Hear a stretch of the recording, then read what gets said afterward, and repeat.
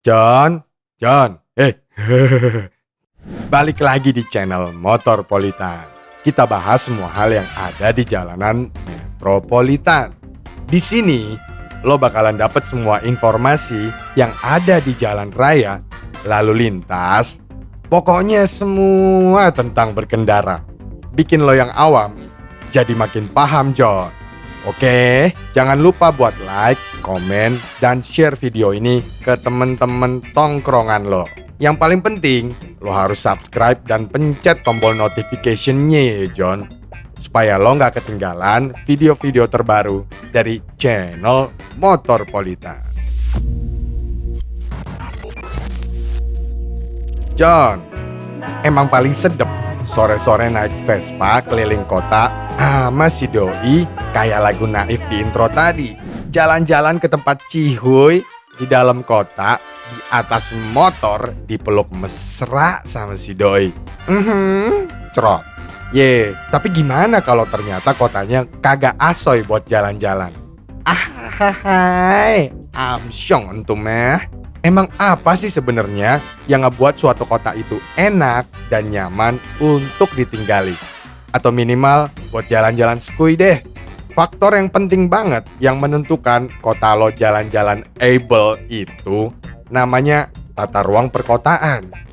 Apa sih itu? Di episode kali ini, Motorpolitan mau ngebahas tentang tata ruang kota di Indonesia beserta segala permasalahannya.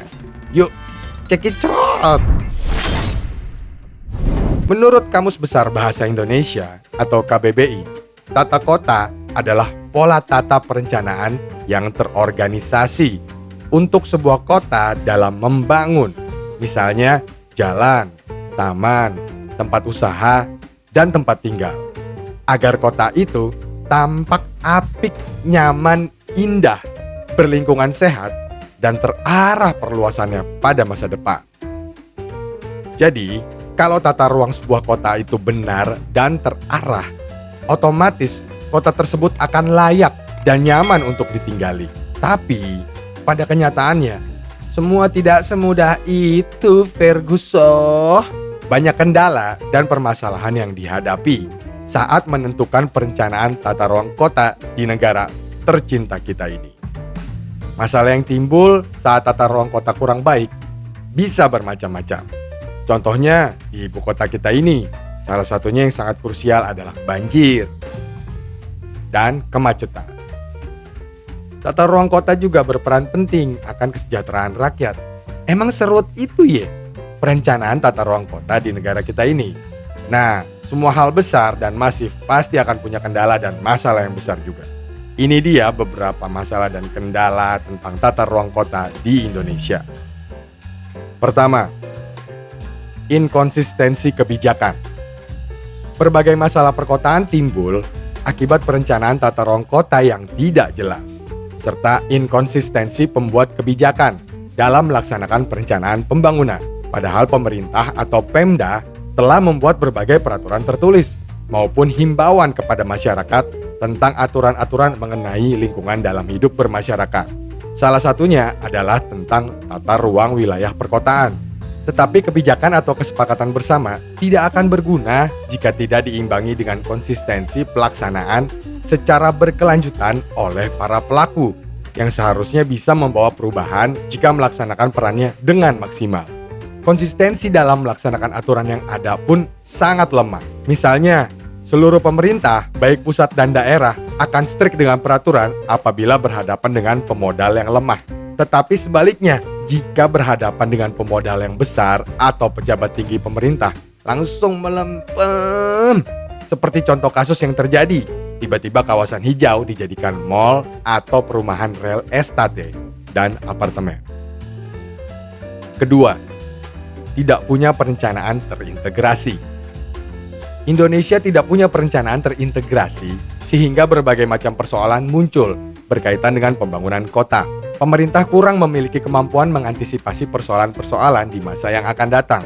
Seharusnya kita mencontoh negara-negara maju seperti Belanda yang membuat rencana tata ruang kota dengan matang hingga beratus-ratus tahun kemudian. Ketiga, Kesenjangan antar wilayah di Indonesia. Kesenjangan antar wilayah terlihat jelas di pembangunan infrastruktur yang menunjang fasilitas kota di Indonesia.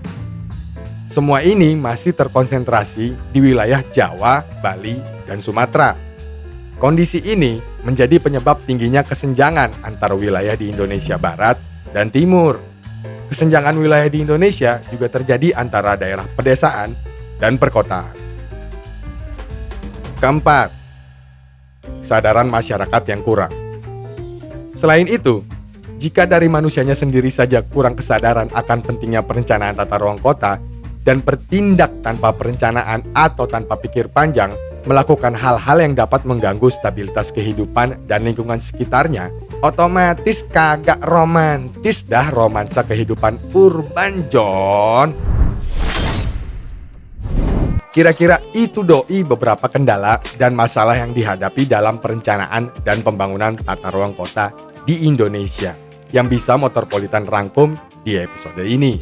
Semua ini adalah PR besar bagi kita semua, baik pemerintah selaku regulator dan administrator negara, serta kita rakyat jelata agar selalu dapat menjaga segala fasilitas, sarana prasarana yang sudah dibuat agar kota yang kita tinggali bisa lebih menyenangkan dan nyaman.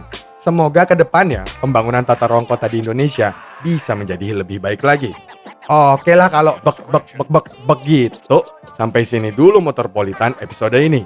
Jangan lupa subscribe, like, komen, dan share video-video Motorpolitan ke semua orang yang lo kenal ya John. Biar barokah. Hai. Jalan-jalan keliling kota naik Lexus. Motorpolitan sekui terus.